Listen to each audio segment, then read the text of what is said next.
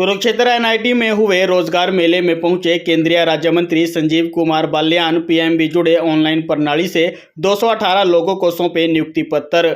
आज सरकार द्वारा 9वें रोजगार मेले का आयोजन देश भर के कई राज्यों में किया गया। इसी प्रणाली के चलते कुरुक्षेत्र के नेशनल इंस्टीट्यूट ऑफ टेक्नोलॉजी में 218 लोगों को नियुक्ति पत्र सौंपे गए। इस दौरान देश के प्रधानमंत्री नरेंद्र मोदी भी ऑनलाइन प्रणाली से जुड़े रहे और नियुक्ति पत्र ग्रहण करने वाले लोगों को शुभकामनाएं दी और उम्मीद जताई कि सभी अपने पद का उचित प्रयोग कर जनता की सेवा करेंगे। इस दौरान केंद्रीय राज्य मंत्री संजीव बाल्यान कुरुक्षेत्र कार्यक्रम में मौजूद रहे और नियुक्ति पत्र भेंट किए।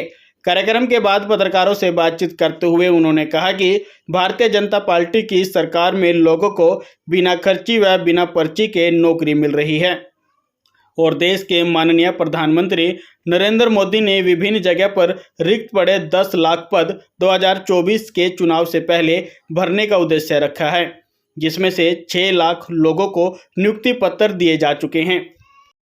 51,000 लोगों को नियुक्ति पत्र रोजगार मिले। देखिए, 9वां रोजगार मेला है और अक्टूबर 2022 में जब इसकी शुरुआत हुई तो पहले रोजगार मेला में मैं देहरादून था और करीब 6 लाख युवाओं को अक्टूबर से अब तक नियुक्ति पत्र दिए जा चुके हैं और मुझे लगता है कि करीब 4 लाख कहीं ना कहीं पाइपलाइन में है। दिसंबर जनवरी तक केंद्र सरकार के द्वारा जो एक लक्ष्य रखा गया था कि 10 लाख जो पद रिक्त हैं केंद्र सरकार में, उन सब पर नियुक्तियाँ दी जाएंगी और शायद ये देश के इतिहास में पहली बार होगा कि केंद्र सरकार के किसी भी विभाग में, किसी भी मंत्रालय में कोई पद खाली नहीं रहेगा।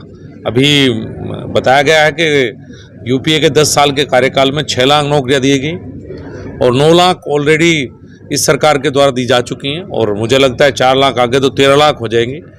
तो जो कांग्रेस और यूपीए ये कहती है रोजगार, उनसे दुगना रोजगार केंद्र सरकार की नौकरी के माध्यम से भारत सरकार ने देने का काम किया। आपने आरोप लगाया है कि पूर्व की जो सरकारें रही हैं उनके टाइम में 2G 3G स्पेक्ट्रम घोटाले हुए, उन घोटाले की शुरुआत हरियाणा से? नहीं, उन घोटालों की शुरुआत हरियाणा से नहीं हुई।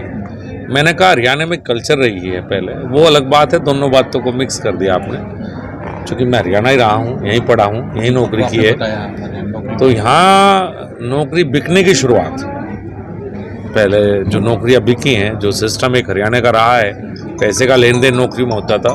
2 ही तरीके थे यहाँ नौकरी लेने के, या तो राजनीतिक सिफारिश थी और या बोली लगती थी नौकरियों की। तो लंबे समय तक वो चला है। अब मैं यहाँ पे केंद्र सरकार के द्वारा 6 लाख नौकरी जो तब तक दी जा चुकी हैं, शायद किसी नेता के पास आज तक कोई व्यक्ति ना गया हो सिफारिश के लिए, या कोई ये नहीं कह सकता।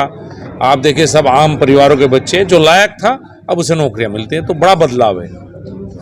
इंडिया गठबंधन की लगता है कल रैली हुई थी, हवा निकल गई, ना ममता पहुंचे, ना मोदी, सॉरी माफ कीजिएगा, ममता बनर्जी नहीं पहुंची और अरविंद केजरीवाल नहीं पहुंचे। कल आपके साथ लगती जिले में इंडिया गठबंधन की रैली थी। देखिए, ये कहीं की ईंट कहीं का रोड़ा, भानुमति ने कुंडबा जोड़ा, ये तो भी टिकटॉक के ऊपर लड़ेंगे। और जैसे पहला होता रहा, जिस तरह की गठबंधन की सरकारें पहले भी कमी चली हैं, अलग अलग सोच के जो प्रदेश में लड़ते हैं, केंद्र में साथ आने का प्रयास कर रहे हैं, तो कोई विचारधारा के लिए इन सबका लक्ष्य है कि मोदी हटाओ।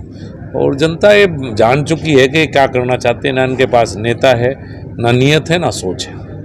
हरियाणा के मुख्यमंत्री मनोहर लाल खुला चैलेंज करते हैं कि बिना खर्ची पर्ची का, मानते हैं कि बिना खर्ची पर्ची का हरियाणा में युवाओं को नौकरी मिले? नौकरी के मामले में तो मैं मानता हूँ दोस्त, क्योंकि मैं भी जुड़ा रहता हूँ हरियाणा से। शायद हर 15 या 20 दिन में हरियाणा आता हूँ, तो इस बात को तो मैं उनकी मानता हूँ कि हरियाणा में मैंने नहीं सुना। चूँकि अगर ऐसा काम चल रहा होता तो कम से कम लोग मेरे पास भी आते। बाकी राज्यों को भी करना चाहिए।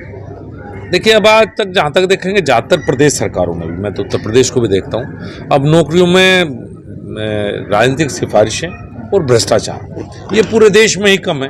कभी कभी कहीं ना कहीं कोई स्कैंडल आ जाता है, जैसे पश्चिम बंगाल में टीचर भर्ती घोटाला हुआ, नहीं तो ज़्यादातर प्रदेशों में और केंद्र सरकार में अब मुझे लगता है नौकरियों में पारदर्शिता के हिसाब से नौकरियाँ मिल रही हैं देश में।